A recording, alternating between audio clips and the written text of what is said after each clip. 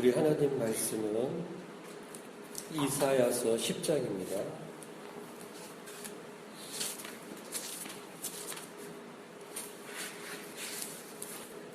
이사야서 10장 24절부터 27절 같이 읽습니다. 주 만군의 여호와께서 가라사대 시온에 거한 나의 백성들아, 아수르 사람이 애굽을 본받아 막대기로 너를 때리며 몽둥이를 들어 너를 칠지라도 그를 두려워 말라. 내가 불구에 네게는 분을 그치고 너를 옮겨 그들을 멸하리라 하시도다. 만군의 여호와께서 채찍을 들어 그를 치시되 오렙 반석에서 미디안 사람을 쳐 죽이신 것 같이 하실 것이며, 막대기를 드시되 바다를 향하여 애굽에 드신 것 같이 하실 것이라. 그날에 그의 무거운 짐이 네 어깨에서 떠나고 그의 멍에가 네 목에서 벗어지되 기름진 까닭에 멍에가 부러지리라. 아멘. 여기 이제 이사야서의 10장 말씀은 좀 계시적인 의미가 있는 말씀이죠. 물론 이제 그 아시리아에 대해서 말씀을 하고 계십니다. 하나님께서는 이 아수르, 곧 아시리아를 예루살렘과 그리고 이스라엘과 이스라엘 이외의 다른 나라들의 그 우상 숭배에 대하여 징계하시는 막대기로 사용하고 계시는 중이에요.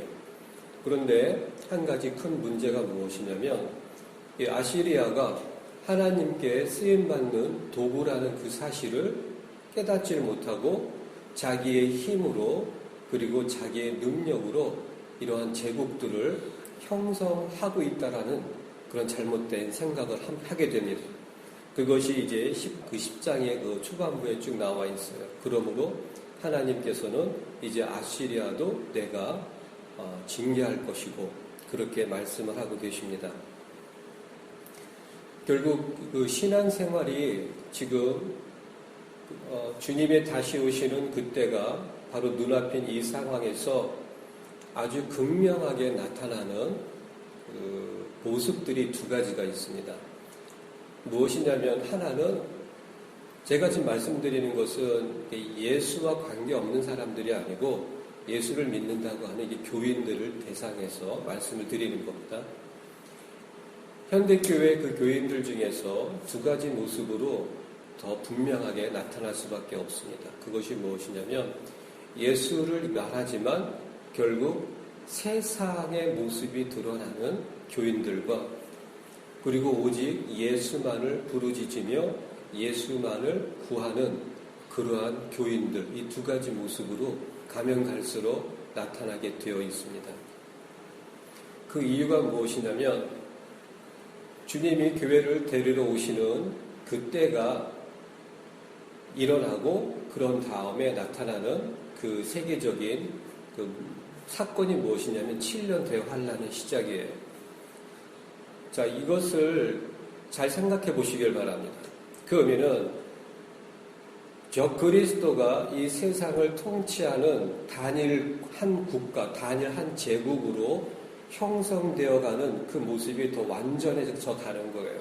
그래서 결국 세상을, 짐승을 닮아가는, 그 짐승을 닮는 모습으로 가는 교인들과, 그리고 오직 예수만을 닮아가는 교인들의 이 두 가지 모습으로 아주 극명하게 나타날 수밖에 없어요.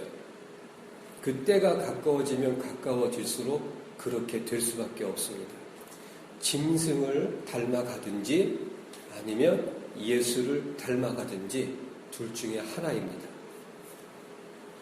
교회는 신랑을 만나게 되는 그 시점이 가까워질수록 더 아름다워지는 거예요. 여자가 가장 아름다울 때가 언제입니까? 바로 결혼식장에서 그 신랑과 함께 그 웨딩 마치를 하는 그 순간이 여자에게는 가장 아름다운 순간이에요. 그런 것과 같이 예수님께서 우리를 데리러 오시는 그때가 바로 눈앞이기 때문에 더 가까워질수록 교회는 더 정결해질 것입니다. 교회는 더 아름다워질 것입니다. 아름답다라는 그 의미가 잘 아시는 것처럼 외형적인 것을 의미하는 것이 절대 아니죠.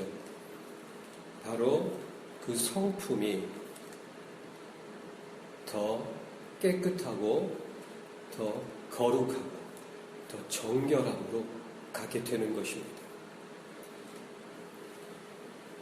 예수를 믿는다고 하면서 예수의 이름으로 기도함으로 세상적인 여러 가지 그러한 소유들이 늘어나면 늘어날수록 이 아시리아의 모습을 쫓아가게 됩니다.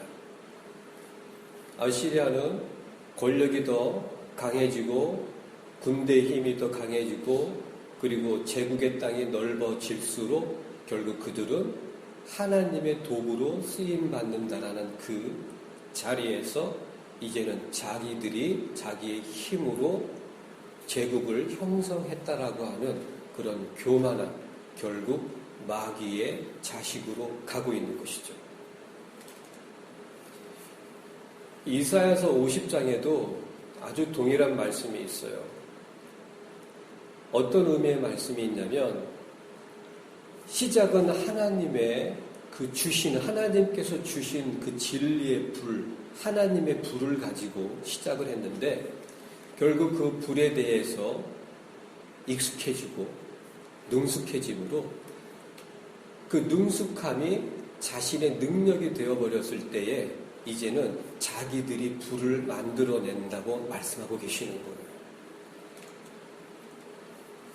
하나님 나라는 바울 사도께서 아주 명확하게 정의를 내리신 것이 오직 성령 안에서 의와 평안과 기쁨이라고 말씀하고 계십니다. 거기에 능력에 대한 말씀이 없어요.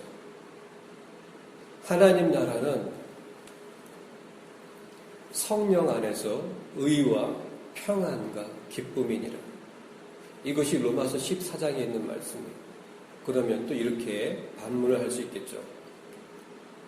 고린도전서 4장에는 하나님의 나라는 말에 있지 않냐고 오직 능력에 있다고 말씀하고 계시지 않습니까? 맞아요. 능력에 있습니다. 그 하나님 나라가 바울 사도께서 두 가지의 모습을 제시하고 계시는 건데 그것에 대해서는 좀 구체적인 것은 차후에 기회가 된 말씀을 드릴게요. 고린도전서 4장에 하나님의 나라는 말에 있지 않냐고 오직 능력에 있다라고 하신 그 말씀은 이런 의미로 이해를 해야만 합니다. 능력 그러면 대부분의 교인들은 은사와 연결을 짓습니다. 물론 은사도 능력의 한 부분인데 그것은 시작이에요. 바울 사도가 말씀하시는 그 능력은 은사를 말하기보다는 바로 이것입니다. 예수님께서 병든 자를 고치시고 심지어는 죽은 사람까지 살리셨어요. 그러한 능력을 행하신 그분에게 있어서 가장 최고의 능력, 예수님께서 행하실 수 있는 최고의 능력은 무엇인가? 그것은 십자가 위에서의 죽으심입니다. 어느 누구도 죽일 수 없고 그렇기 때문에 예수님께서는 그 요한복음 10장에 내게서 이것을 빼앗아 갈 자가 있다라는 것이 아니요 내가 스스로 버리노라. 이것이 능력입니다. 스스로 버리는 것. 예수님께서 자신의 목숨을 스스로 버리셨는데 무엇 때문에 버리신 겁니까? 하나님 아버지의 뜻에 순종하기 위해서. 그 순종을 통해서 그 결과가 무엇이냐면 하나님을 향한 그 하나님의 의가 온전히 완전히 완성되었어요. 그래서 십자가 위에서 다 이루었도다. 다 이룰 것이다가 아니라 다 이루었도다. 현재 완료형으로 나와 있는 거예요. 그것이 바울 사도가 말씀하신 능력입니다. 순종이 능력이에요. 하나님의 의가 이루어지는 것이 능력입니다. 어떠한 은사, 가룟 유다를 보세요. 그는 말씀 그대로 병든 자를 고치고 귀신을 내어 쫓고 심지어는 죽은 자를 살릴 수 있는 하나님께서, 주님께서 능력을 주셨다고 나와 있잖아요. 하지만 그 능력이 되질 않는 거예요. 왜냐하면 결국 자기 자신의 욕심을 따라서 살아가기 때문에 하나님의 의가 없는 거예요. 하나님의 의가 없는 그러한 능력은 능력이 될 수가 없어요. 하나님 나라의 능력은 다시 한번 말씀을 드리지만 고린도전서 4장에 바울 사도께서 말씀하신 그 능력은 하나님 나라에 대한 능력을 말씀하시는 것이지 한 개인의 능력에 대해서 말씀하시는 것이 절대 아닙니다. 하나님 나라는 말에 있지 아니하고 오직 능력에 있다. 그 하나님 나라의 능력은 순종, 하나님의 의가 나타나는 것, 그것이 능력입니다. 아시리아는 하나님께 쓰임을 받았지만 결국 하나님으로부터 떨어져 나갑니다. 그리고 결국에는 바벨론에 의해 멸망을 당합니다. 이 제국의 역사를 보게 되면 어찌 보면 그 신앙인들, 우리 교인들의 성령으로 시작하였다가 결국에는 육체로 마치게 되는 그러한 교인들의 모습과 너무 흡사합니다. 느부갓네살 왕의 그 바벨론도 결국에는 그 벨사살 왕 때에 하나님께 불순종함으로 하나님의 그 성전에 그런 도구들을 꺼내다가 그런 술 마시고 이러한 그 잔치하는 아주 문란한 그러한 그 잔치를 위해서 사용하는 도구로 했을 때에 결국 하나님께서 이 벨사살 왕을 버리시는 거예요. 메네 데겔 우바르신, 너의 나라의 그 기간이 이젠 끝났다. 저울에 달하고 왔더니 부족함이 보였다. 이제는 너의 나라가 이제 메대와 바세에게 넘겨준 바 되었다. 끝난 거예요. 성령으로 시작하였다가 이제는 육체로 끝마치게 되는 그러한 교인들의 삶과 아수르, 그리고 바벨론, 메데, 바사, 즉 페르시아죠. 그리고 헬라, 로마, 그리고 앞으로 마지막으로 세워지게 될 그 적그리스도의 국가인 신로마 제국 역시 그렇게 되는 것입니다. 아수르는 하나님께서 이스라엘을 징계하시는, 결국 북왕국, 북이스라엘을 멸망시키는 도구로 사용하십니다. 그러한 상황에서 하나님께서는 약속을 주시는 거예요. 어떠한 약속을 주시냐면 그것이 26절에 나와 있습니다. 만군의 여호와께서 채찍을 들어 그를 치시되 오래 반석에서 미디안 사람을 쳐 죽이신 것 같이 하실 것이며 막대기를 드시되 바다를 향하여 애굽에 드신 것까지 하실 것이라. 그날에 그의 무거운 짐이 네 어깨에서 떠나고 그의 멍에가 네 목에서 벗어지되 기름진 가닥에 멍에가 부러지리라. 이 말씀이에요. 27절 말씀은 아주 중요한 말씀입니다. 그 날에, 그것은 이제 아시리아를 하나님께서 내가 징계하는 그 날에 그의 무거운 짐, 그것은 아시리아에 의해서 이스라엘에게 부과되어진 그 무거운 짐이 네 어깨에서 떠나고 그리고 그의 멍에가 네 목에서 벗어지되 기름진 가닥에 멍에가 부러지리라.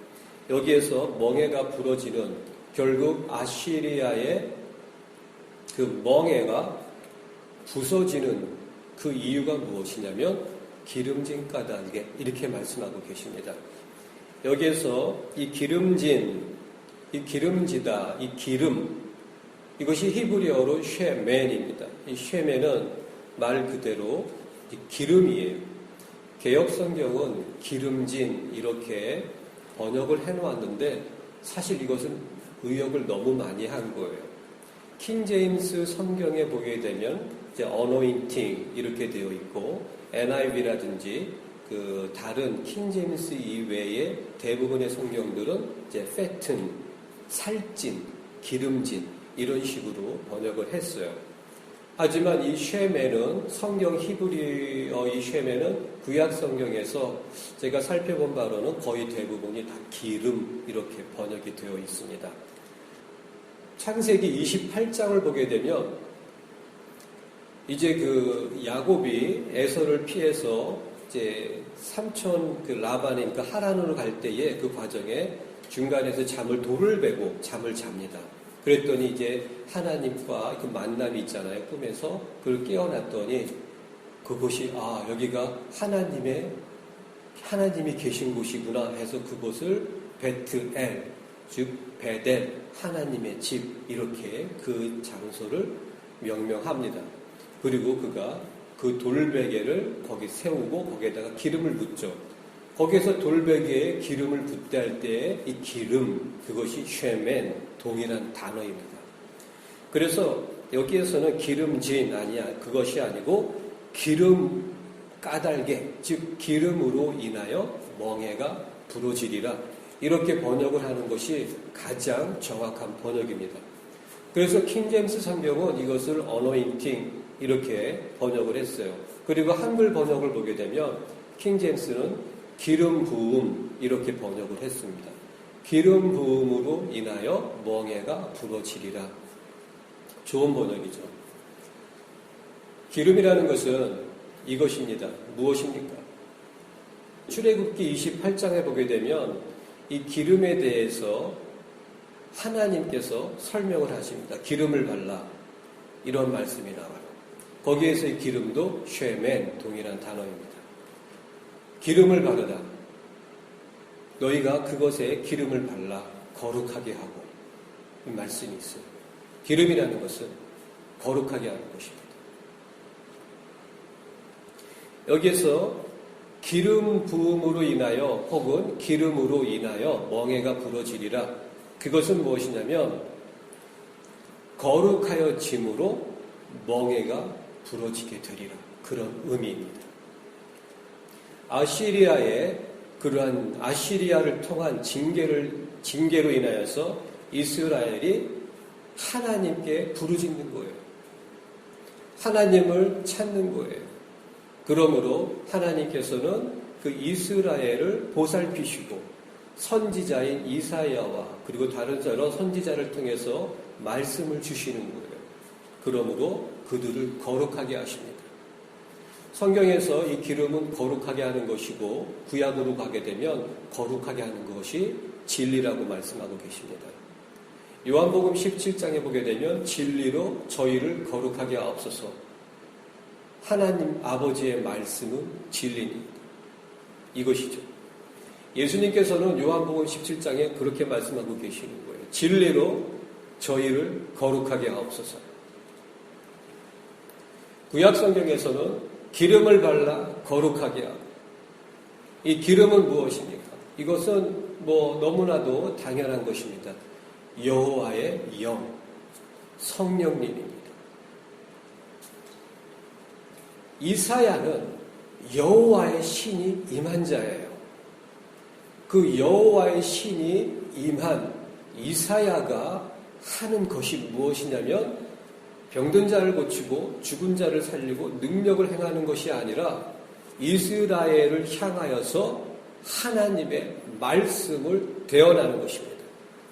하나님의 말씀을 대언한다는 그 의미는 무엇이냐면 그들에게 말씀을 주고 있는 거예요.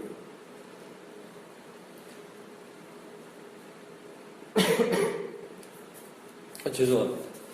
이번 주 아주 제가 감기로 좀 고생을 해가지고 지금도 좀 말을 할 때 좀 불편함이 있어요. 이 목이 많이 부어가지고 좀 발음이 좀 답답할지라도 이해해 주시기 바랍니다. 지금 이사야는 여호와의 신이 임한 자고 그 여호와의 신이 이사야를 통해서 하시는 그 일은 무엇이냐면 다시 한번 말씀을 드리지만 여러 가지 능력을 행하는 것이 아니고 말씀을 주고 있는 거예요. 결국 궁극적으로 예수님께서 요한복음 17장에 진리로 저희를 거룩하게 하옵소서. 그것과 동일한 것입니다. 하나님의 말씀으로 그들을 거룩하게 하고 있는 거예요.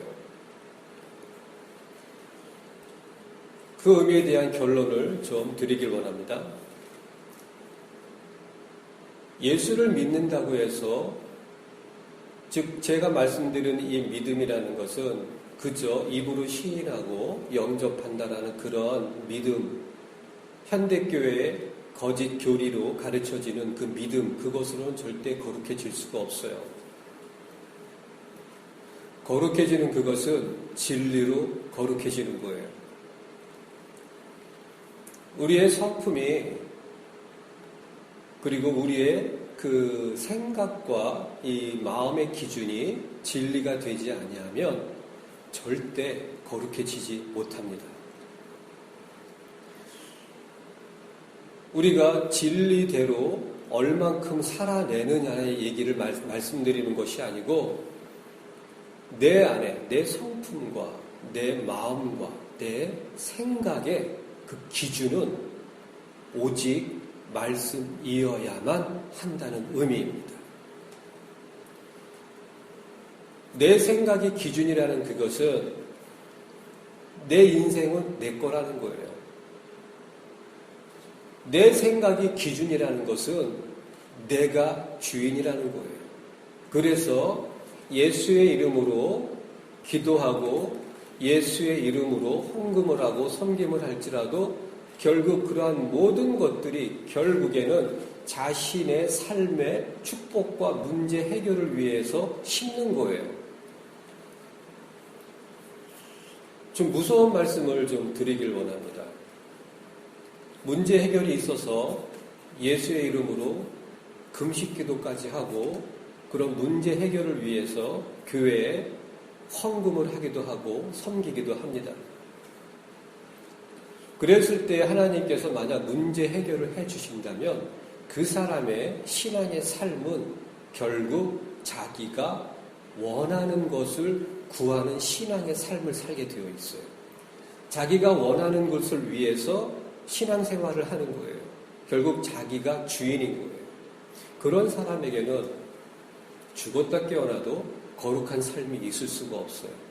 진리라는 것, 예수의 이름이라는 것, 기독교라는 것, 그 모든 것들이 자기의 삶을 편안하게 해주고 문제를 해결해주고 혹은 자기를 더 교양 있게 만들어주는 그저 치장품일 뿐이에요. 액세서리일 뿐인 거예요.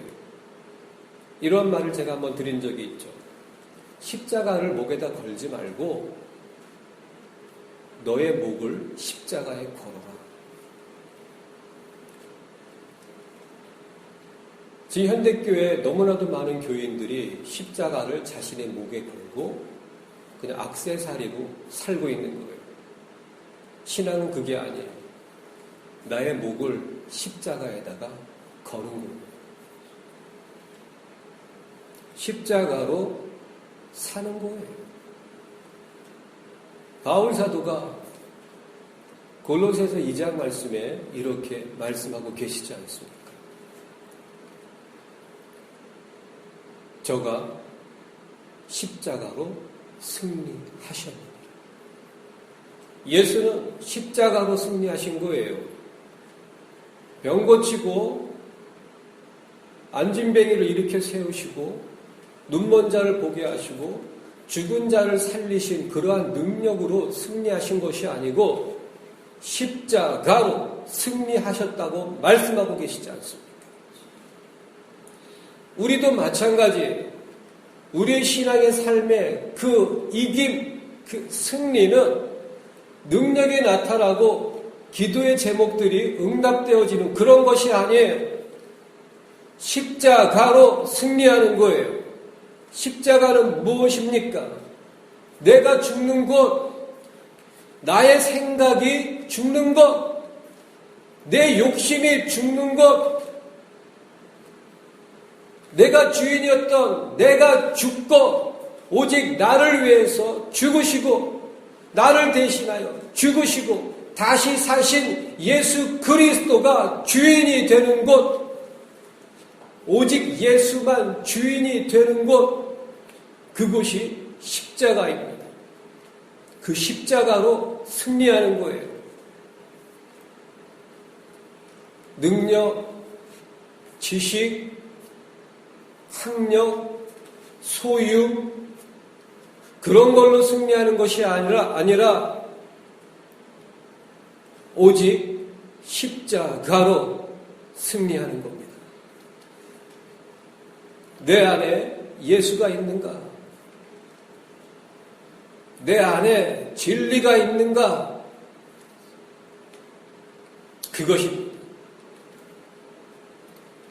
이사야 선지자는 이스라엘 향해서 결론적으로 이렇게 말씀을 하고 계시죠. 그날에 그의 무거운 짐이 네 어깨에서 떠나고 그의 멍에가 네 목에서 벗어지되. 기름진 까닭에 이 부분을 이렇게 바꾸죠. 기름 부음으로 인하여 멍에가 부러지리라. 그 기름은 거룩함이에요. 우리의 삶의 거룩함의 주인이신 예수가 있다면 이 세상의 그 어떠한 멍에도 부러집니다.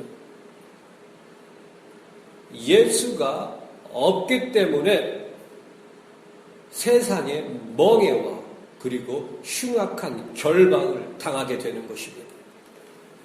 소유가 아무리 많아도 쾌락적인 즐거움이 있는데 아주 깊은 평안과 기쁨은 없어요.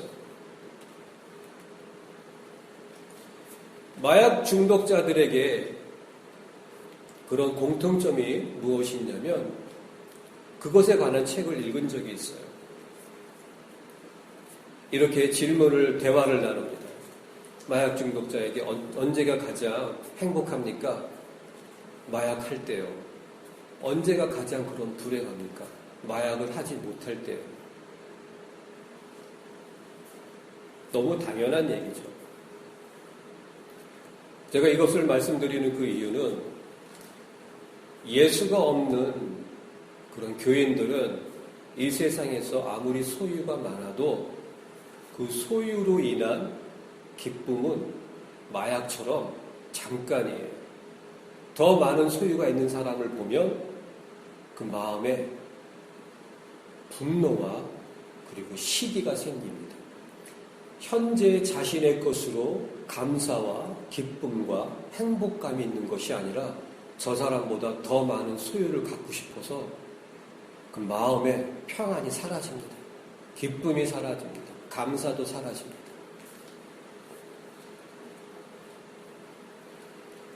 결국 그 의미는 예수가 없는 사람은 세상에 중독되어 있는 거예요. 그 중독되어진 사람들의 그 증상은 무엇이냐면 마약 중독자랑 동일합니다. 더 소유를 얻어야지 그때의 마음이 기쁜 거예요. 그리고 더 육체적으로도 극단적인 그런 육체적인 자극을 받아야지 쾌락을 느끼는 거예요. 제가 가끔 성경 공부 때 말씀을 드리지만 이 적그리스도 세력들, 그런 일반적인 등급이 아니라 그 계급이 높이 올라가면 올라갈수록 그들의 삶은 아주 극단적입니다. 입에 담을 수 없을 정도로 극단적입니다. 왜? 마귀가 그것을 원하고 그리고 그들은 그것에 붙잡히고 중독되어져서 그것을 결국엔 더 원하게 됩니다. 그래서 마귀로부터 벗어날 수가 없어요. 그들이 결국엔 그들이 성경을 모를 것 같습니까? 아니에요. 오히려 그들은 성경을 웬만한 그런 목사들보다 더 잘합니다. 계시록 우리보다 더 잘 풀고 있습니다. 결국 지옥 가게 될 것을 알아요. 하지만 그들은 그 중독되어짐을 포기를 하지 않습니다. 지옥에 갈 걸 알아도 그렇게 사는 거예요. 그것에 대해서도 좀 나중에 이런 건 주일 설교보다는 제가 주중에 성경 공부 때 좀 더 리얼하게 좀 말씀을 드릴까 합니다. 결론입니다. 거룩함이 없이는 들림받지 못합니다. 예수님께서 알아보시는 자들은 그 거룩함으로 알아보십니다. 주여 주여 하는 자마다 다 아버지 집에 들어갈 것이 아니요 오직 하늘에 계신 아버지의 뜻대로 행하는 자야 들어가리라. 오직 하늘에 계신 아버지의 뜻대로 행하는 자라야 들어가리라. 그것이죠. 그 의미는 말씀이, 진리가 우리 안에서 기준으로 세워진 자만이 들림받는 거예요. 다시 한번 말씀을 드리지만 우리가 진리대로 완벽하게 삶을 살아낸다는 그 의미가 아니에요. 내 마음의 기준은 오직 진리로 세워져야 되는 거예요. 그런 그 말씀이 바로 바울 사도께서 로마서 6장에 있는 말씀이죠.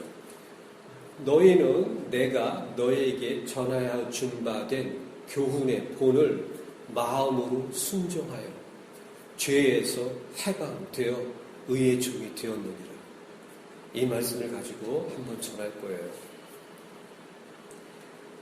내가 너희에게 전하여 준 교훈의 본을 살아냄으로 죄에서 해방되었도다가 아니라 내가 전하여 준 교훈의 본을 마음으로 순종하여 죄에서 해방되었고 의의 종이 되었느니라. 마음으로 순종하는 거예요. 이 마음과 생각과 성품에 진리가 기준으로 세워져야 되는 거예요.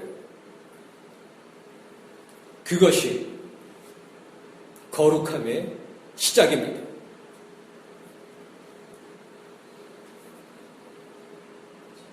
기도하겠습니다.